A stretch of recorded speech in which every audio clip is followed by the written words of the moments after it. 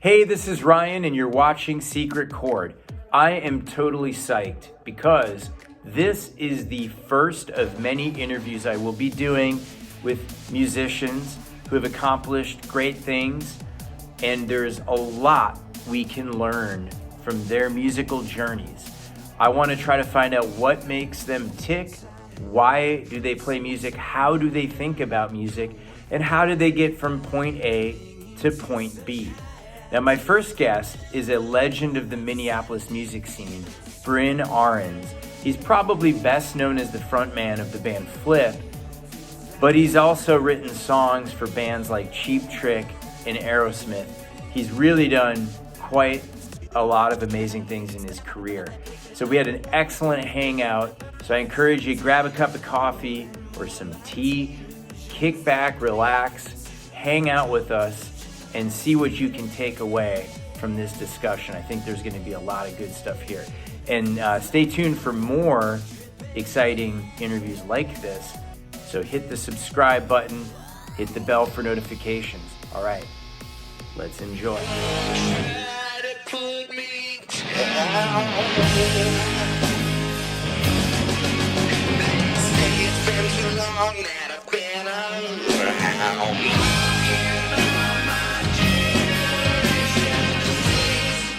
Hey everybody, this is Ryan Smith. You're watching Secret Chord. This is my very first guest ever, Brynn Arens. It's an absolute pleasure to have this man on this show.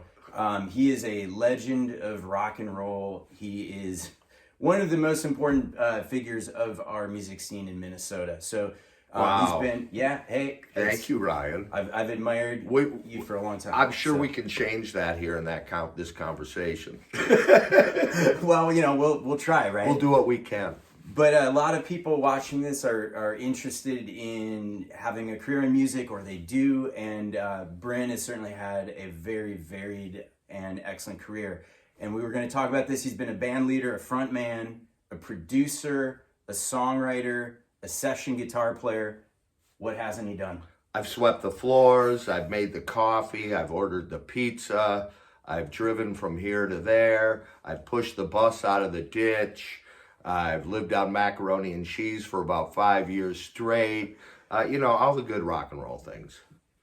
I want to hear more about the mac I've and pricked cheese. my finger while changing a guitar string. Yeah.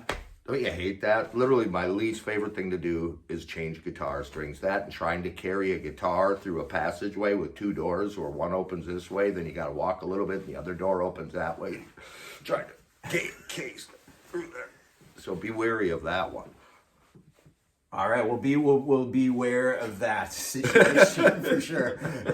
So, Brynn was in a band called, and still is in a band called Flipp. That was on Hollywood Records, signed to Art from Everclear's label as well. Yeah. And let's he had a subsidiary on Columbia Records called Artemis. Oh, so yeah. A lot of people confuse the word Artemis with Art Alexakis, but he was Danny Goldberg and Daniel Glass. Art really had nothing to do with it, other than him and I wrote some songs together. Him and I produced the record together, but it wasn't his label. Columbia had given him the permission to sign a band. Yeah. And he saw a video that we had made ourselves of a song called Rockstar, and brought it to Daniel Goldberg, and they loved it. So that's how that started. Wow. Yeah. I'm one of the people that got confused by the name of the Everybody label. does. Yeah. And which makes perfect sense. Yeah. So let's talk about how you got into music, because you've been doing this for a long time. You were telling me you've been professional musician since, what year did you say? I love to say 1969. Yeah. Because it's the 60s. Yeah. Which is totally true. My very first live performance was in 1969 at my grade school. I was in the 4th grade, and they asked me, I was born in 61, they asked me to play in front of the whole school. So I played 3 songs, one on ukulele, one on guitar, and one on banjo. Okay.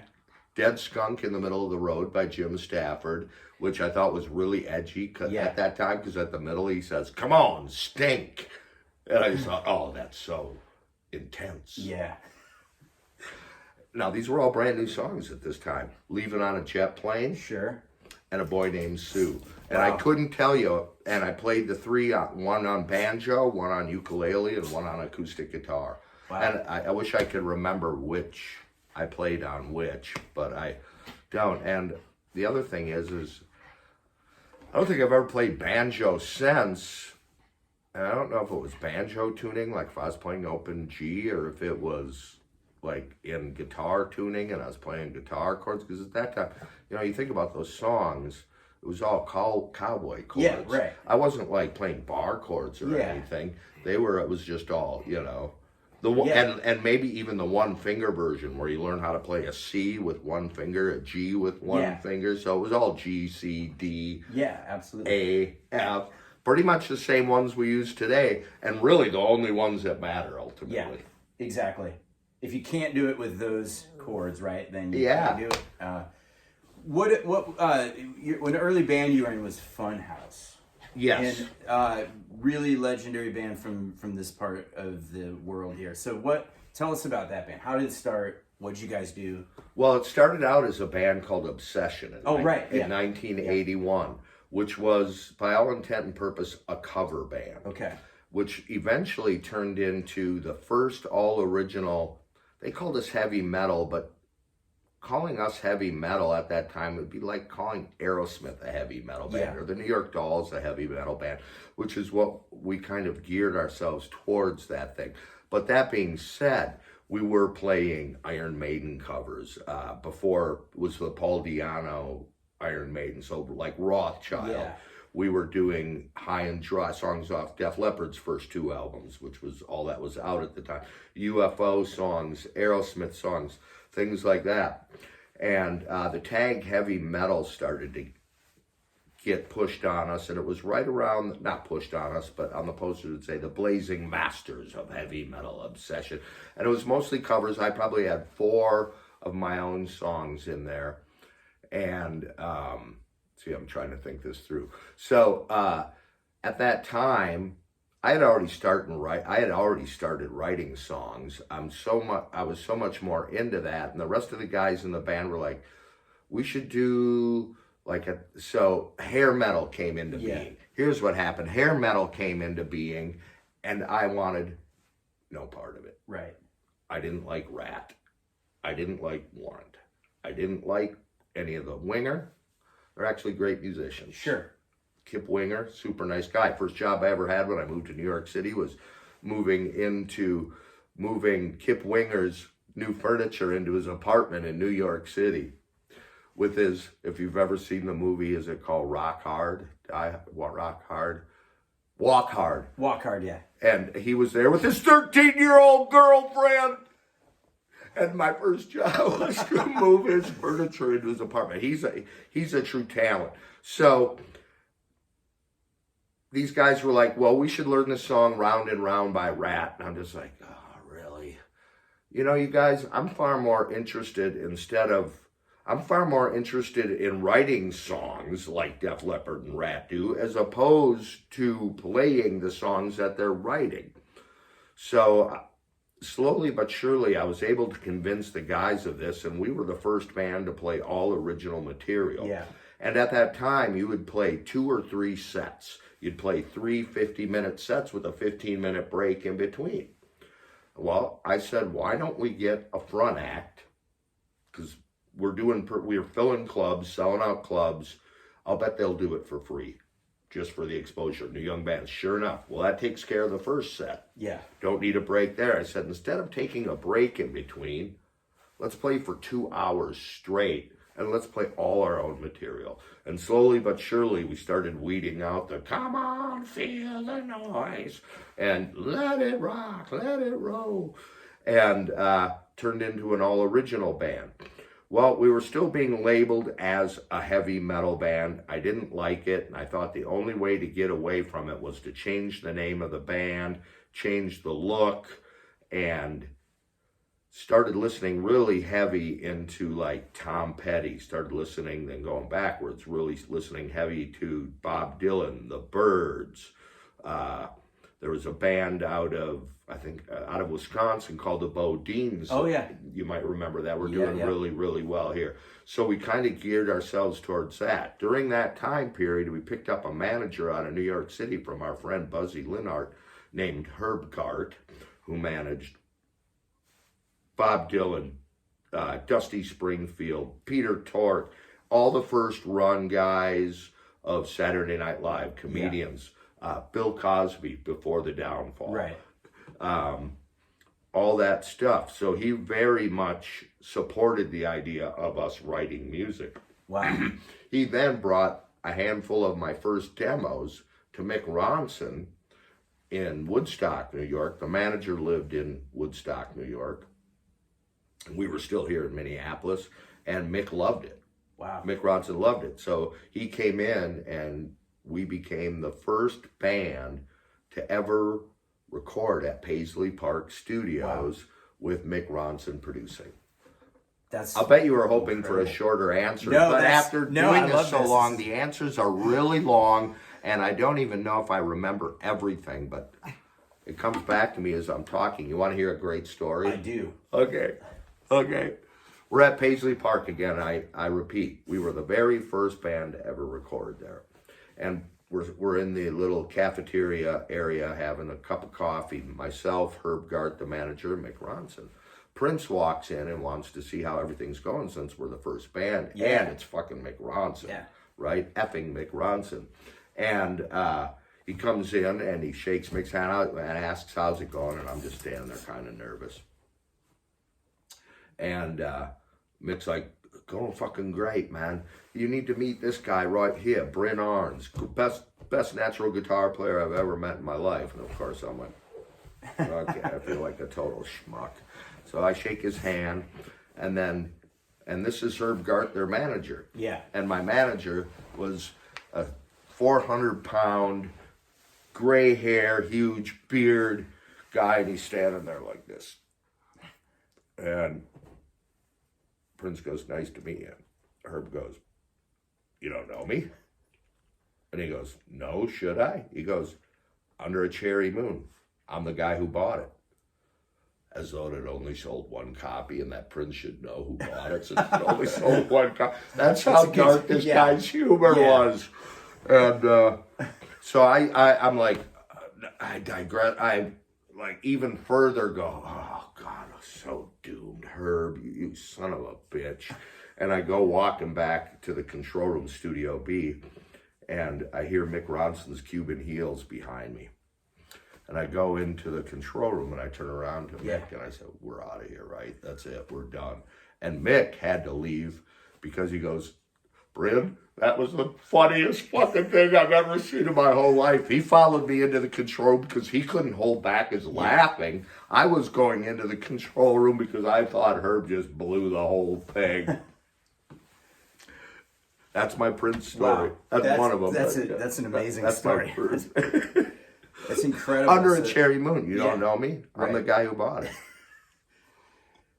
So how did Session became Funhouse? Funhouse, correct. Funhouse, was there a transition into Flipp from that, or was it just no? Funhouse then moved to New York City by suggestion of Mick Ronson and Herb Gart, our manager, who lived out there at the time. We then changed our name again because there was another band called Funhouse to Rattling Bones. And then we started playing New York City. We played The Bottom Line. We sold out CBGBs. We played Kenny Castaway. We played Kettle of Fish. We played every famous cool, because our manager who managed, Buffy St. Marie, Don McLean, and all these I'm brain farting on the name of the New York City area. I want to say Bakersfield, but that's L.A. Bleecker Street. Oh, Bleecker Street. All the Bleecker Street clubs, right? He even lived in the basement of a Kettle of Fish with a comedian guy who was just Bill Cosby. Right. Whatever. So we moved out there, changed our name to Rattlin' Bones, and got 3 different record deals. Yeah. And immediately upon moving there, it was whiplash for me. And I then was hired to become Sean Lennon's studio guitar player. Wow. Buddy Miles' studio guitar player. And did some stuff. Pat Denizio, what was his band? The Smithereens. The Smithereens, did some stuff with them. And then we got signed by David Krebs's label, who at that time, in the mid to late 80s, you might recall, all the major labels started giving little labels out to all these huge manager guys. Yeah. So like Bill Aucoin had a label. David Krebs had a label. Every manager that had done well all of a sudden had their own label, and David Krebs signed us. Now that kind of eventually turns into Flipp. At one point, I'm in David Krebs's office. He calls me in one day and he sits me down and he says, Brad Whitford's about to have a baby. Now, I don't remember if it was his wife or a daughter of his or a son of his. That was about, would you be interested in joining Aerosmith for a tour or two while Brad takes care of this? Well, while that's going on, frankly, David Krebs and I are smoking a joint. Yeah. And his phone rings. He picks it up and he goes, my friend from Seattle, Brad Sinsel. And I'm like TKO Brad Sinsel, like a band that was not well known, but the singer, even Classic Rock Magazine every year calls him the best singer you might not be aware of. Brad Sinsel, his name is phenomenal. He says, I says, is that Brad Sinsel? TKO Brad Sinsel? Yeah. And he goes, yeah. I go, screw Aerosmith. I want to work with that guy. Yeah. And him and I did end up hooking up later, and we still write and produce music together. Wow.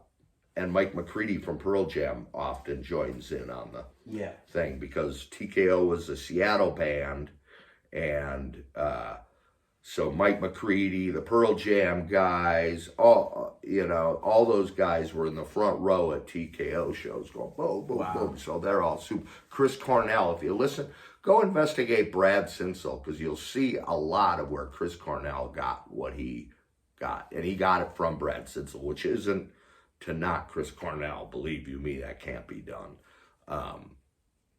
But there's a very similar vibe going on there. So that was the beginning of my New York stint.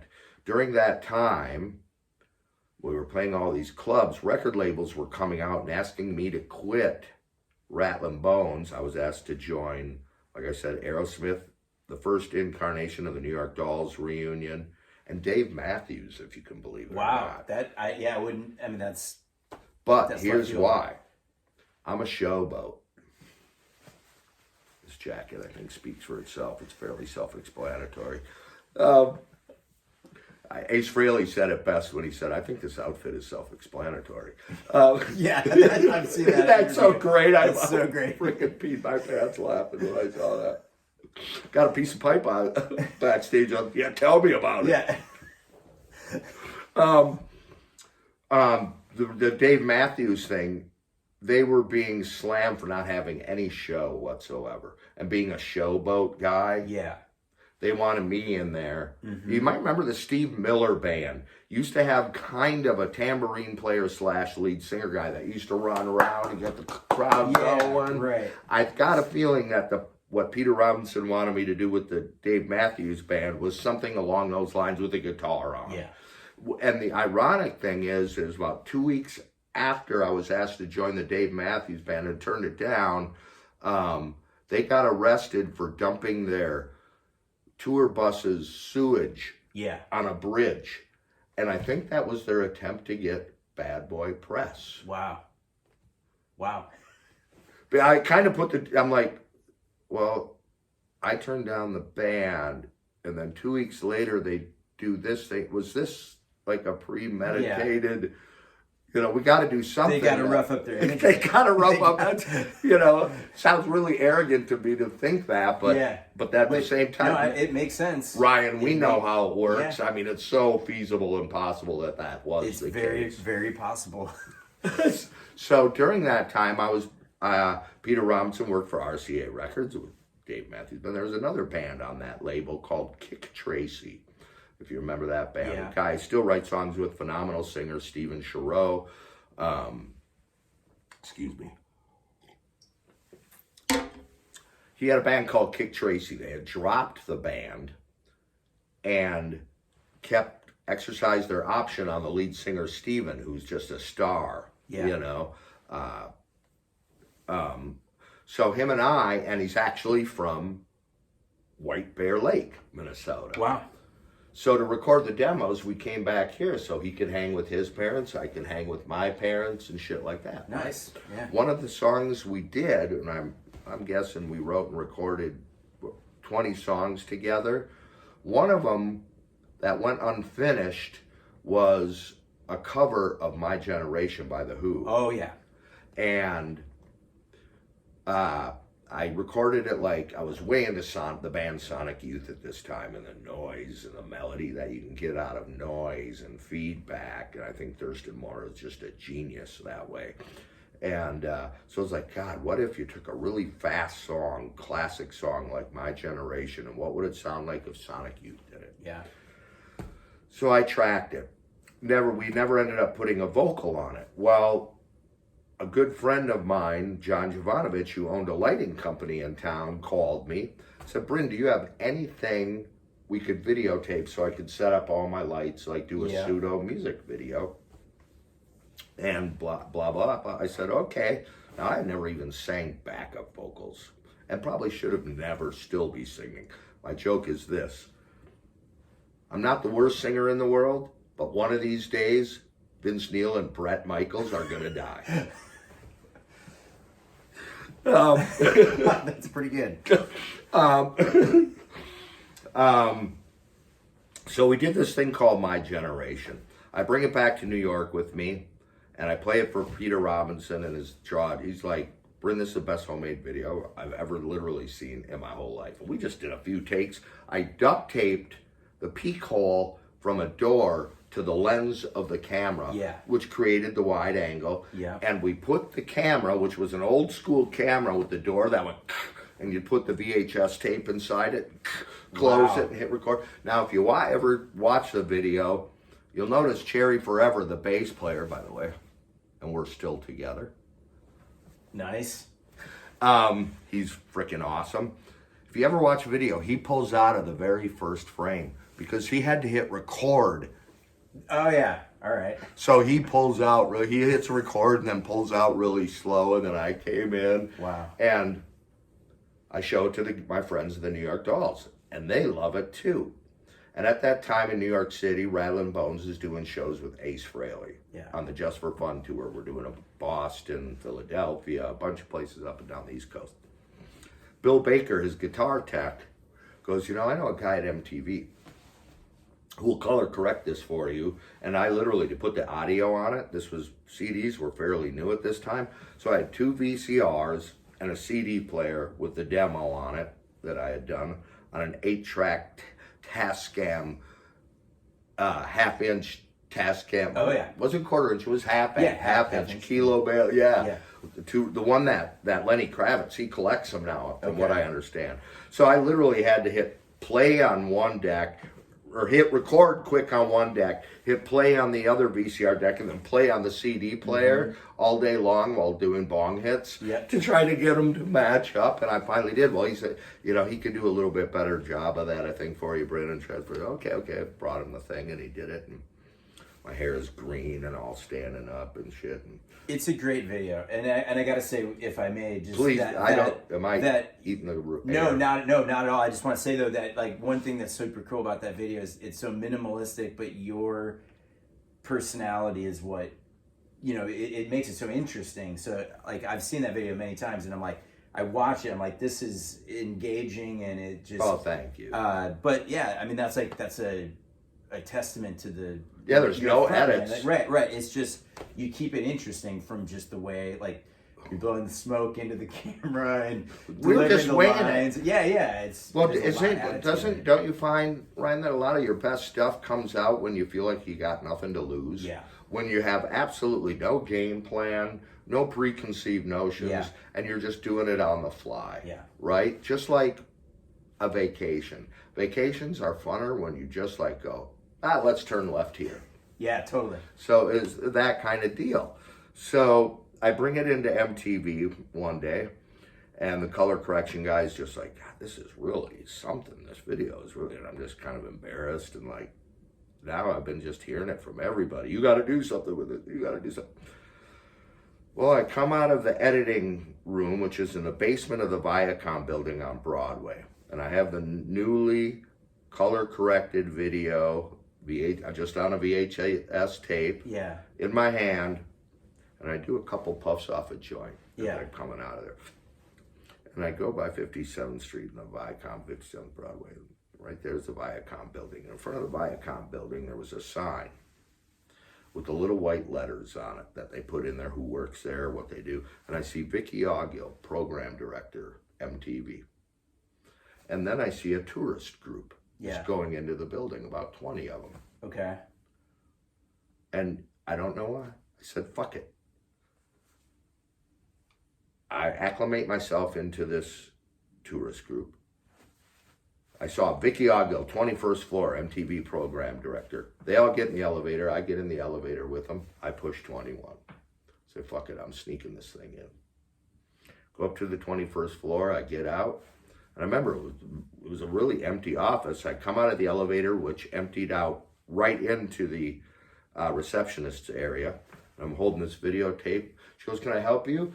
I go, yeah, Vicky Augill asked me to bring this videotape by. Oh, okay, let me get a hold of her. Vicky, what's your name? Brynn. Brynn is here with the videotape you requested. I didn't request no videotape. I'll be right there. Okay. And I can remember as plain as day, Vicky Augill walking down the hallway looking at me, and my eyes are red from having just smoked a joint. My hair is green. Yeah.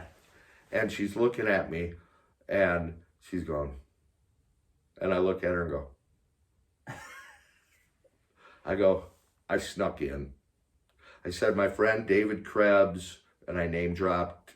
I've been doing some work with famous producer Jack Douglas at that time. And all these people, Peter Robinson at RCA, they all said, Brynn, this is the best homemade video I've ever seen. Said one of them helped me get it color corrected down in the basement, and I saw your name on the blackboard, and I snuck in. And here. And she laughs, and she goes, wait here, you fucker.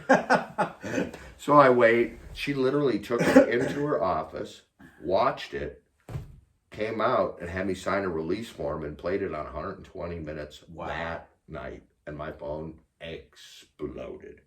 That is how Flipp started. Wow. My generation.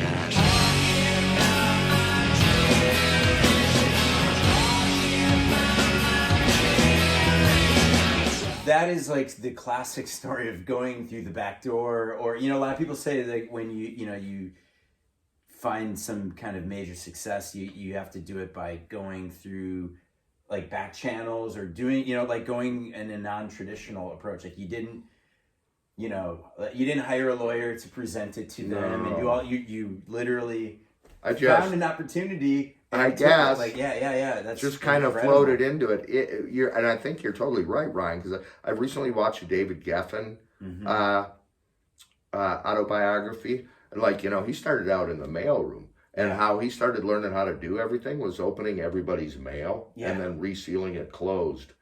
Wow. So he learned how all the deals were done and all this stuff. So he would go in way early, open all the mail that he thought was pertinent, and figured out a way to reseal it all and stuff. Yeah, that's incredible.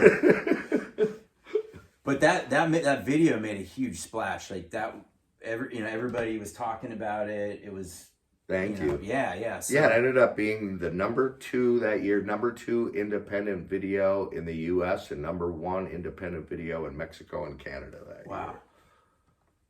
year. And I'm sorry, people, it made me become a lead singer. Yeah. Or whatever word you want. Insert word for singer here. A frontman. Lead singer. Obnoxious guitarist. dude who can't sing. Yeah. So then your phone blows up. Yeah. You've got this video that's getting all kinds of attention. What happens next? Like, how did you guys? I literally had to, as strange as it is, I moved to New York City to accelerate my music business. I had to move back to Minneapolis now to put the band together. Yeah. The guys that I not hired, but the guys who did the demos with me were Kilo Bale, who ran the studio I was doing them at, and Greg Item. And those two at that time were in Badfinger. With Joey Mullen. Yeah. Totally cool. But they were the bass player and drummer on all the demos. Mm-hmm. So we did the video together there that day. We were all there because it came in while we were working on something else. So we said, okay, let's take 5, get a case of beer, and make this video. So when I had put Flipp together, of course, I had to move back to Minneapolis where those two guys were. Mm-hmm. And write a lot more songs. So now I had to create a whole set list worth of music for this new band. So I literally bam, bam, bam, just put the pedal to the metal and just wrote and wrote and wrote and wrote like a maniac. Yeah. And 90% of those songs ended up on the first record. Now, every label in the United States wanted to sign us, which is not unusual. The minute one wants to sign you, they all do. Whether it's because they want you on their label or they want you to not be on that label, which is actually usually the case. Yeah. They're actually bidding so you don't end up somewhere else as opposed to concentrating on actually having you there. Right. And of course, Hollywood Records, being Walt Disney based, they loved the animated context of that video, and they were like, they were going to make cartoons. Mm-hmm. We were basically going to become the grunge Monkees. Okay. That's the grunge version of the Monkees. Yeah. And I was all for it. So they were I'm like, Walt Disney, very multimedia based thing. And I mean, Michael Eisner paid for the down payment on my house. Wow. For Christ's sake. And but then the president got fired, which, as we all know, often happens. And then everybody hides under their desk and nobody can do anything because they're all afraid. Right. And then that's what happened to us. Well, you guys certainly were always a fully realized band in every way, like the visual element. I remember seeing you guys play in... Well, you played with us a lot when you were in the Melismatics. Yeah. I know that was a lot of shows together. We did, and I always loved watching you guys because you were like the combination of like the things that Cheap Trick could do and Kiss and the Sex Pistols, like kind of in one. Dead on. Yeah, and I remember meets Alex Harvey. Okay. And to get really out there reference, I was way into this sensational Alex Harvey, who kind of predates Johnny Rotten and does very similar antics where he antagonizes the crowd. Yeah. Scottish guy. I remember one show where you guys at least one show where I feel like there were helicopters or something dropping Flipp cereal. Correct. Yeah, that was brilliant. I thought it was like, this is like so fully realized, like you have everything here. Like, well, I always wanted to do, remember in the maybe you don't, you're much younger, in the 70s and 60s, you'd buy a box of cereal, on the back would be a record that you could cut out, and you'd have to put a penny on the tone arm because it was on a cardboard box and all warped. I was like, God, I want to do that. Well, we can't do that anymore. But what we could do is put a CD inside of a cereal box. So our second release is a live release called Flipp Live in a Cereal Box. And it's got the whole cereal box thing. And as you know, Ryan, when you're at a show and somebody comes backstage, you hear the strangest, weirdest things. Hey, if you ever need like 5 goats, I'm the guy. 5 goats and a duck. Yeah. I've got 5 goats and a duck. If you ever need them, let me know. Well, a guy come, hey, if you ever need anything from General Mills, I work there. Just let me know. I can get you another guy. Hey, if you ever need a helicopter to get to a gig and traffic's really bad, let me know. And one day I'm like going, bing, helicopter, cereal, live in a cereal box. Remember when you asked me if I ever needed a helicopter? Yeah. Remember when you asked me if I ever needed any cereal? Yeah. Well, what I want to do, how much cereal can we get? Really? Half ton? Fucking awesome. What do I need to do? Send somebody over with garbage bags? Okay. Kai, go to General Mills with a bunch of garbage bags and get a bunch of breakfast cereal. Okay. Rick was the guy who did the helicopter stuff. We're going to use a helicopter for this Edge Fest show, and I'd like to drop a bunch of cereal on people to help promote Flipp live in a cereal box. And that's literally, that's how it happened. That's incredible. Like the opportunities there, and you just piece together. You just kind of do, don't you? Creativity with what's there. It's finger painting. Right. It is. It's fucking finger painting, and it's dumpster diving. Yeah. And it's alley cruising. Yeah. And it's repurposing, and it's like, it's freeform. I like to think it's freeform art. It sounds vicarious, or whatever the right word is, arrogant to call that an art, but I think it is when you can take little bits and pieces of nothing, bring them together and create something. Yeah. And we did that in Chicago when we were on tour opening for Cheap Trick in '97. The Taste of Chicago, and our pilot ended up in jail because some cereal landed in a policeman's coffee mug. Okay. And they throw him in jail, and I wasn't even aware of this. He got out the next day because his dad was the head judge of Chicago. And I didn't even know it. Yeah. But that didn't suck. Wow. And then, of course, we put on our next album after that was an album called Blow It Out Your Ass. Yep. We went and bought a ton of tidy whities as huge as we could find. And they make them big. And we had Flipp Blow It Out Your Ass printed on the back end of all these. And we did it again with the helicopter with the underwear. Now, this was a much windier day. Okay. And they all blew. Some of them landed on the crowd, but a lot of them blew in nearby. Like a lot of times these festivals are out in like farmland kind of because they can do it, right? And they all blew into farmers' pastures. And we got a lot of complaints because cows will eat anything. Yeah. And they were eating these underwear. Oh, no. Oh, yeah. Wow. So that's crazy. But again, just really good creativity and using things that you have access to, or right. Yeah. Well, and our motto was, so many bands, you get together and you're having your proverbial beer or two after rehearsal, smoking a joint, whatever it might be, and the conversation, wouldn't it be funny or fun if we did this? And then in your mind you kind of pretend it's all, you see it all happening and you're satisfied with that. Well, Flipp's motto was literally, wouldn't it be funny if, let's do it. Yeah. And instead of just saying, wouldn't it be funny if, we actually made the extra effort to actually do it. It's that simple. Yeah. Simple and really effective. And fun, and man. Fun. And rock and roll is supposed to be fun, right? I think so. Yeah. Yes. Nirvana being the greatest. They were so great at being fun. They were the best. Anyway, I digress.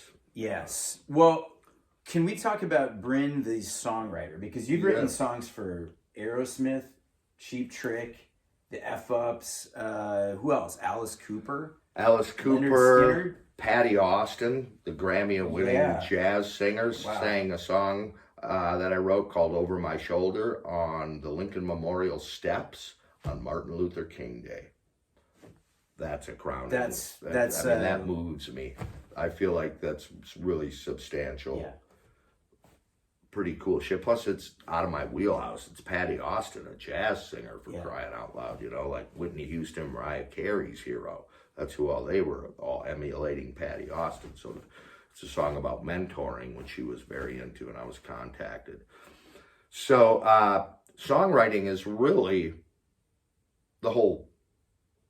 all this stuff comes down to being able to write more songs. I don't write songs so I can drop cereal on people. Right. That's a quote. I gotta pull that quote. I do often say I do only write songs and play songs so I can talk in between them, but that's really not the truth.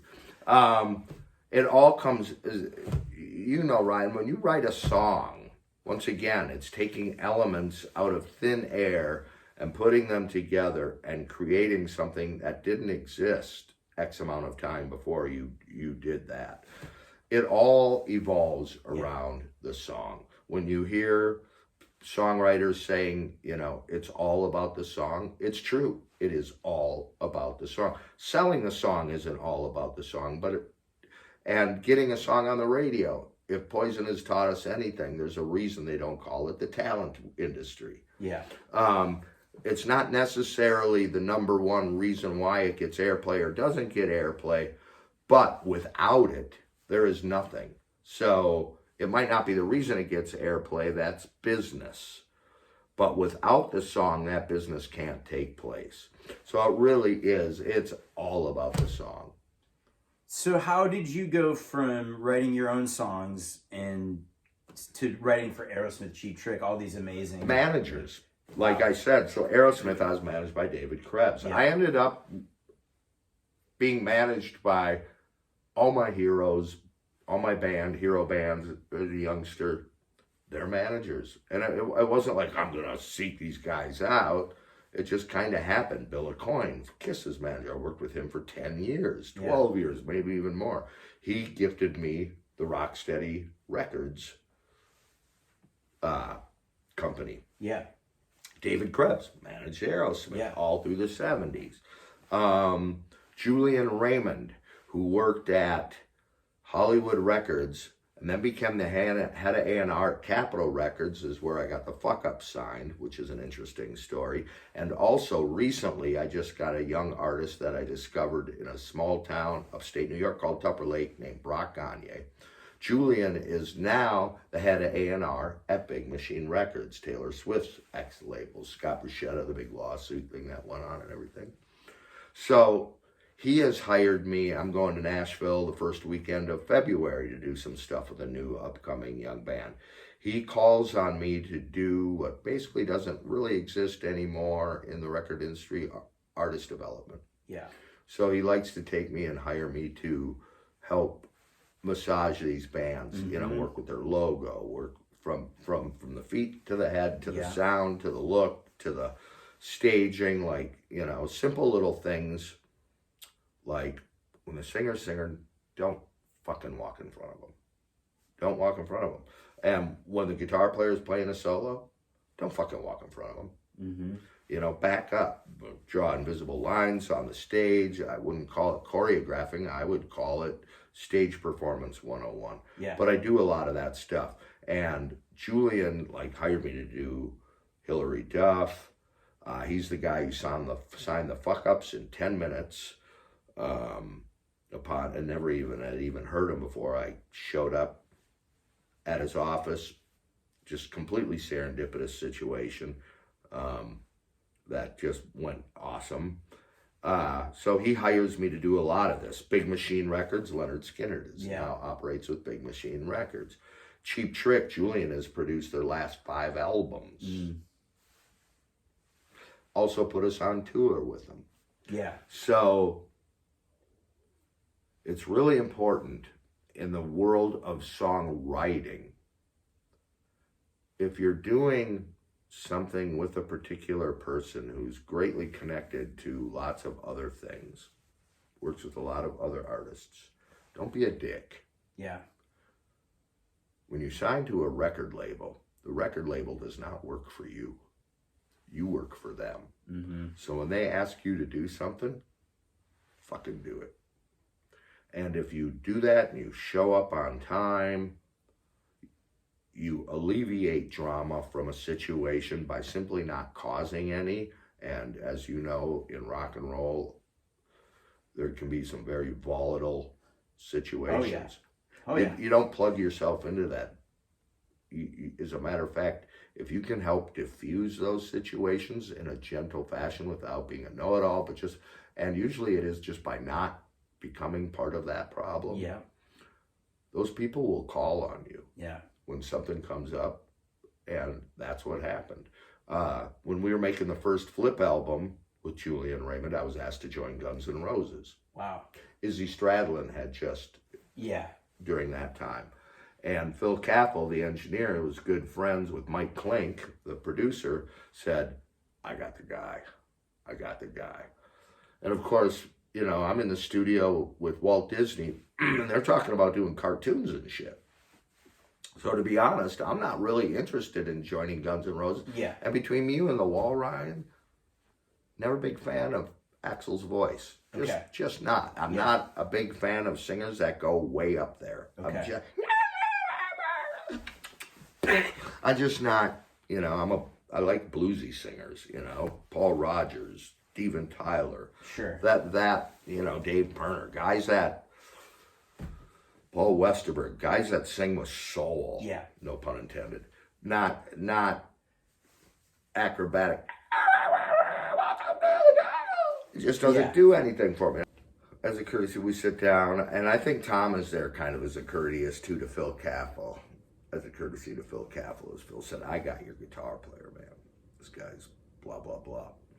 And Zutat's there, and I said, so it's Izzy Stradlin that you guys are replacing? Tom goes, yeah. He goes, well, I would really consider this a lesson on what not to do. If you call me, he isn't Stradlin.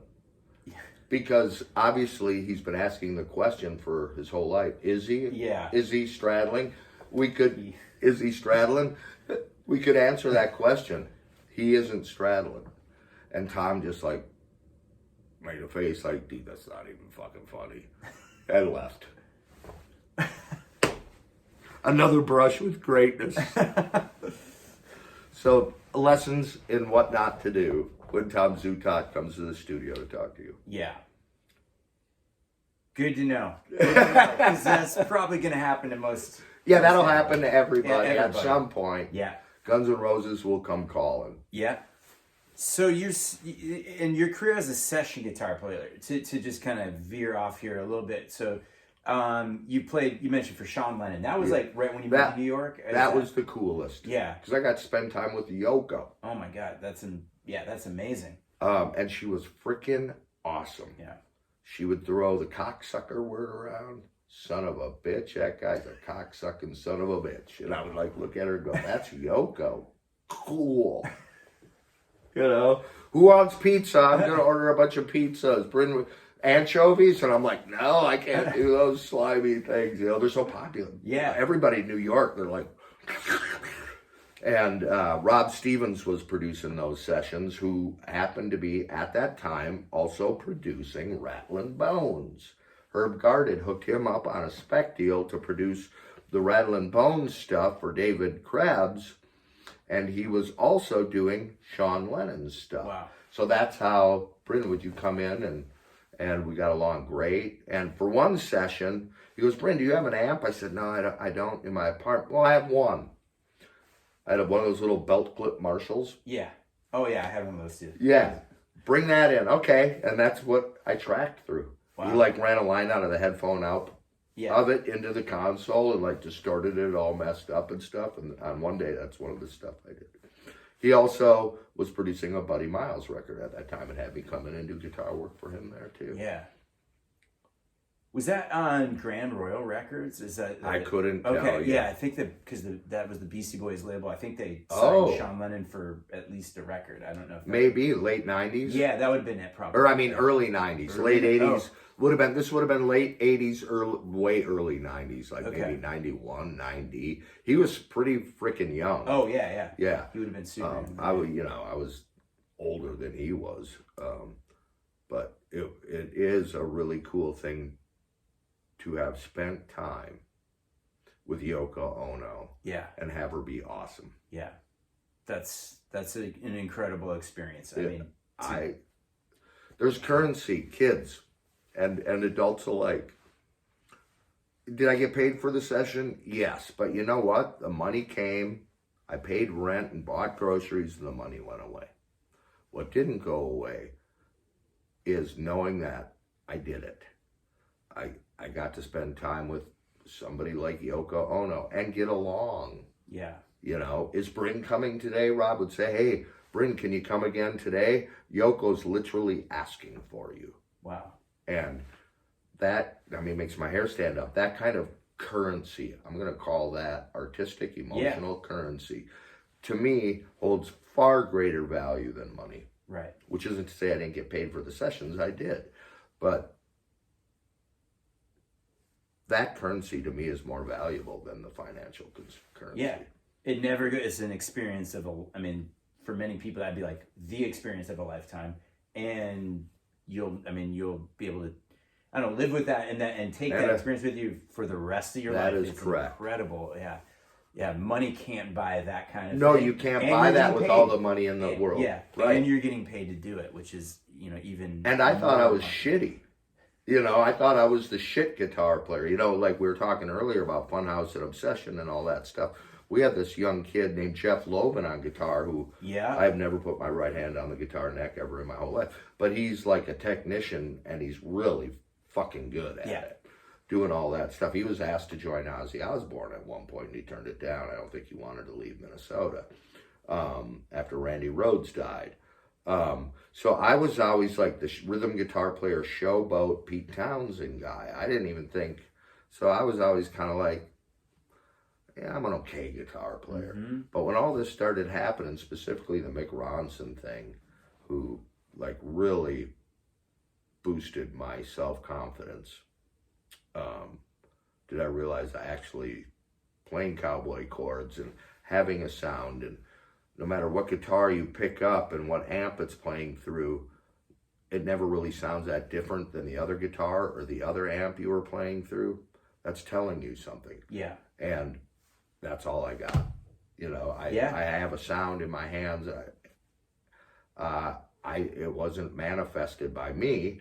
I didn't sit down and go, how do I get a sound of my own in my hands? Yes. No, I think it comes from, as you probably know, Ryan, is from in the early 60s, the guitars you would buy, the strings were this far off the frickin' neck. Yeah. Not only were you playing the notes, you were playing the actual physical instrument. So you had to become physical, work it. You're actually playing the instrument, not just strumming the chords and playing the notes. You were playing the instruments, much like driving a car. When you're driving a car, you're not only working the gas and the steering, that particular car has play in how you drive. Yeah. And then you develop a way to do stuff based around that. That's where I think,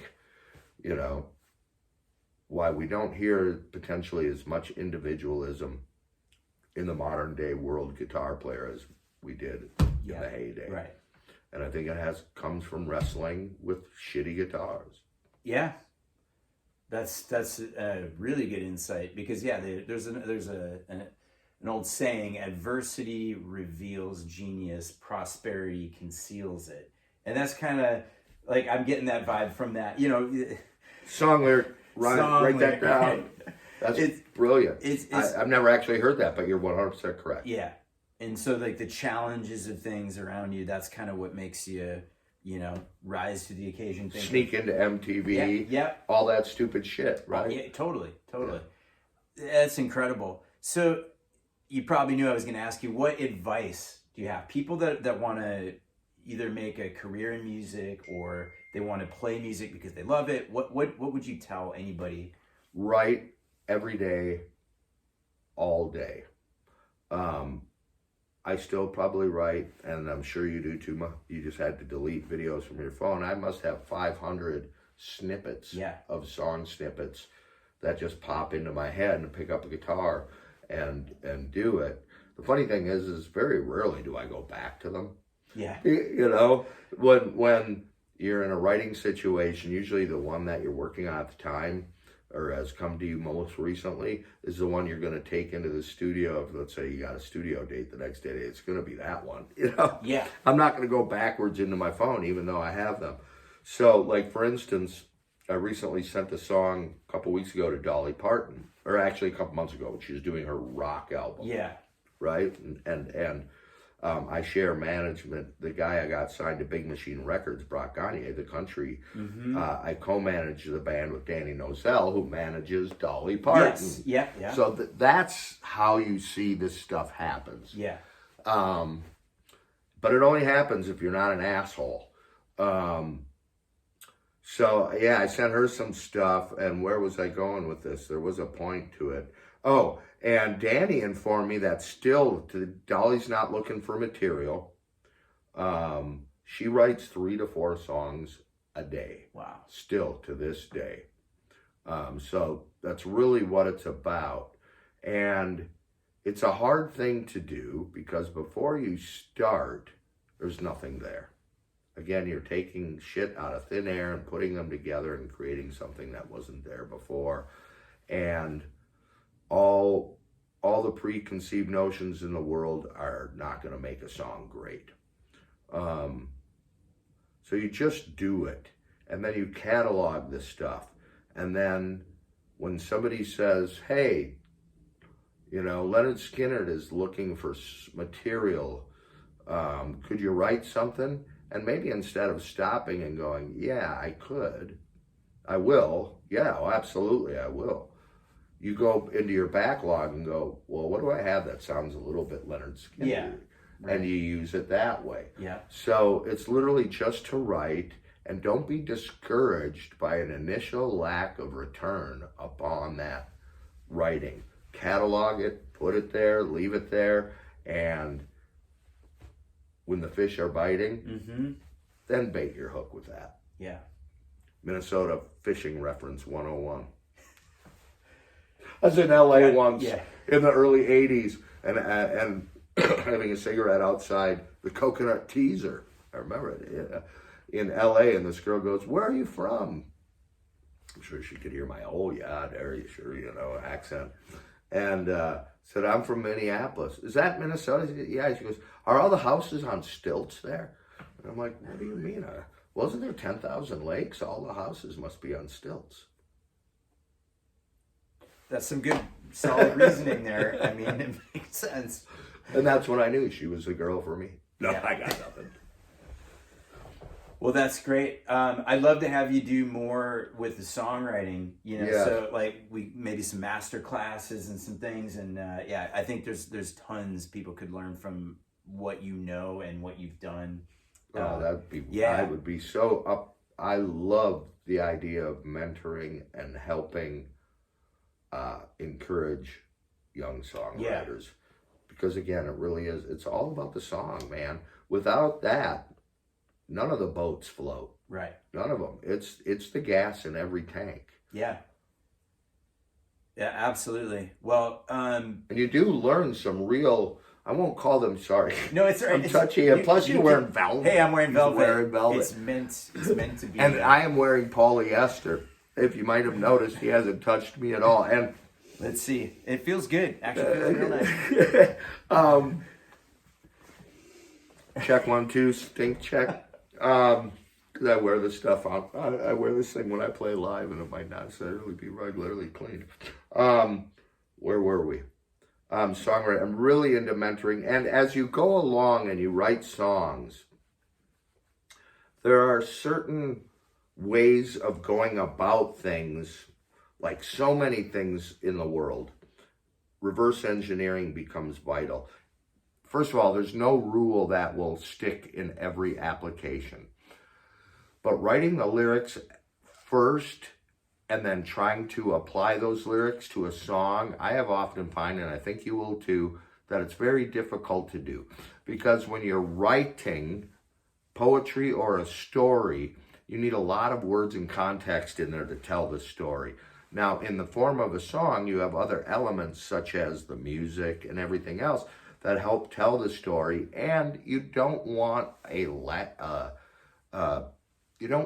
unless it's a song like My Ding-a-Ling by Chuck Berry or something, you don't want a song that's completely literal. You want it to be open for interpretation. I never was good at geography. You want it to be applicable to the listener in their personal context. So if you overwrite a song, you're taking that element out of it. So one of my first suggestions would be let the lyrics and things formulate in time with the real music. And another really important thing, and we'll close with this. First of all, Ryan, thanks so much for having me on. And I'm sorry if I ate up all the air in the room. That is why you're here. To spread the There's love. too much air in this room. Too much air. Too much air. Here's a closing songwriting comment. You cannot talk a song into being good.